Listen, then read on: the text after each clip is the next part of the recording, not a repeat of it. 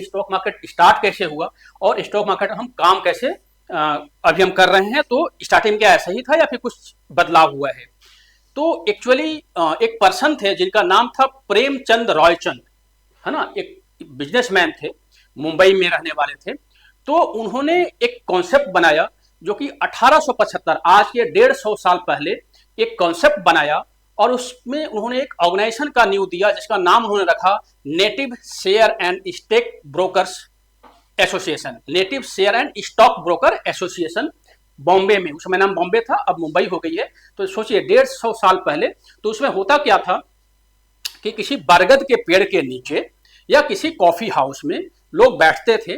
लोग बैठने के बाद जो है सो शेयर का दाम बोलते थे कि भाई लेट मान लीजिए हमारा ये शेयर है या हमारा ये सामान है तो इसका ये दाम है। तो जो दूसरे वाले बंदे थे वो अपना उसका अप या डाउन में उसका बीड लगाते थे कि हम इतना में खरीदेंगे या इतना में बेचेंगे।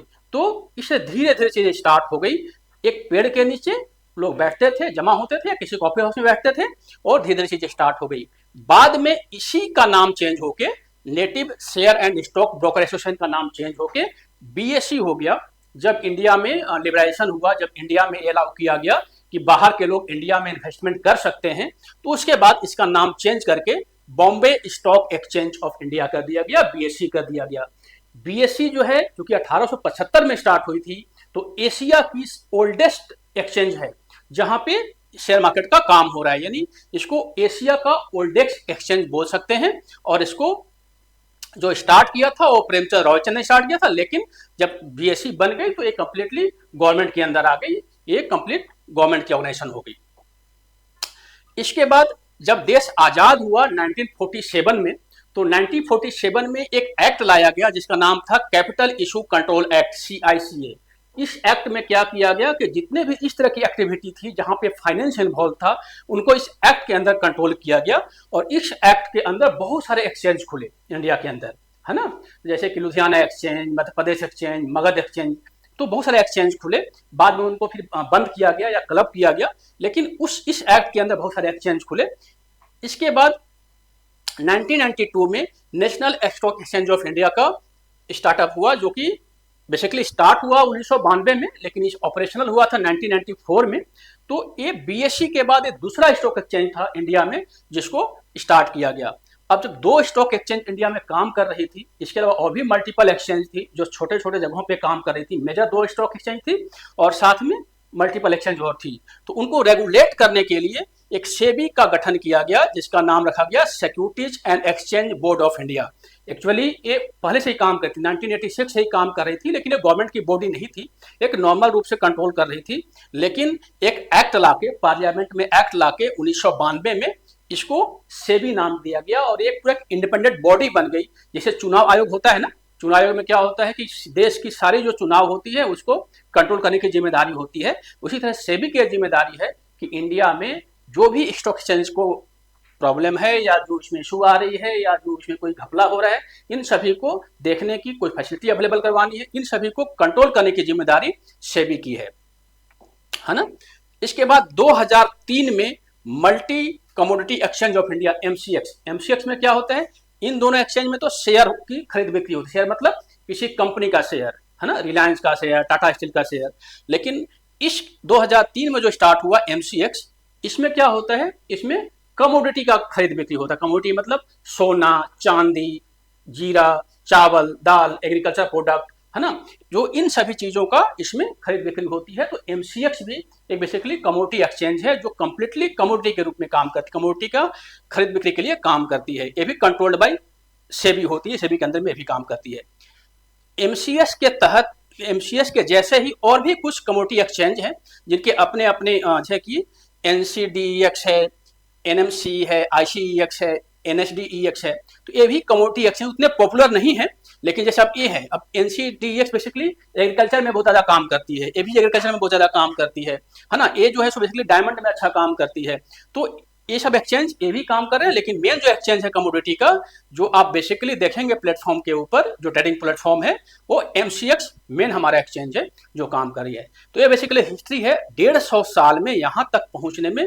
ये सारे पड़ाव हैं 1875 में एक बरगद के पेड़ के नीचे से स्टार्ट हो करके ये धीरे धीरे धीरे बाद में, जैसे कि जब ये बीएसएस का नाम हुआ था उसमें इसका नाम लोग बोलते थे दलाल स्ट्रीट, आपने नाम सुना होगा, आपने बहुत सारी पिक्चर भी देखी होगी, तो दलाल स्ट्रीट के नाम से फेमस था ये, मुंबई का दलाल स्ट्रीट, है ना।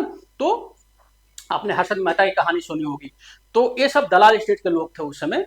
तो ये 150 साल का पूरा इतिहास है, ये हमें एक बार समझना चाहिए। एक ये देखिए कि जब ये 1947 में शीशा बना था, जो आपको मैंने बताया कि जो एक्ट बना था जिसमें बहुत सारे एक्सचेंज जो है सो मार्केट में आ गए थे, जैसे कि हैदराबाद एक्सचेंज, कोयम्बटूर एक्सचेंज, सुरक्षा एक्सचेंज, मैंगलोर एक्सचेंज, है ना एक्सचेंज, इस तरह से। जैसे एक इसमें लुधियाना स्टॉक एक्सचेंज है, ये बहुत ही अच्छा एक्सचेंज हुआ करता था। जो हीरो ग्रुप का आपने नाम सुना होगा, जो साइकिल बनाते थे हीरो ग्रुप, तो मिस्टर मुंजाल सर थे उसके मालिक। फिर ओसवाल ग्रुप थी जो स्वेटर वगैरह बनाती थी, ओसवाल सर थे उसके मालिक। तो दोनों ने मिलकर इसको स्टार्ट किया था लुधियाना स्टॉक एक्सचेंज को, है ना। तो ये बड़ा अच्छा काम कर रही थी, लेकिन बाद में धीरे धीरे उनको या तो बंद करवा दिया गया या तो इसको एनएससी या बीएससी में मर्ज करवा दिया गया। तो ये बेसिकली आप लोग देख सकते हैं कि ये कब कब इन्होंने एग्जिट लिया। ये सब स्टार्ट कभी भी हो, लेकिन 2013, 14, 15, 18 में लगभग ये सारे स्टॉक एक्सचेंज को बंद कर दिया गया। और इंडिया में सिर्फ अब 2 एक्सचेंज काम कर रही हैं शेयर बाजार में, एक एनएससी काम करती है और एक बीएससी काम करती है। तो किसी भी स्टॉक का प्राइस दोनों जगह लगभग सेम होता है ना। पॉइंट का अंतर होता है लेकिन लगभग सेम होता है दोनों जगह पे।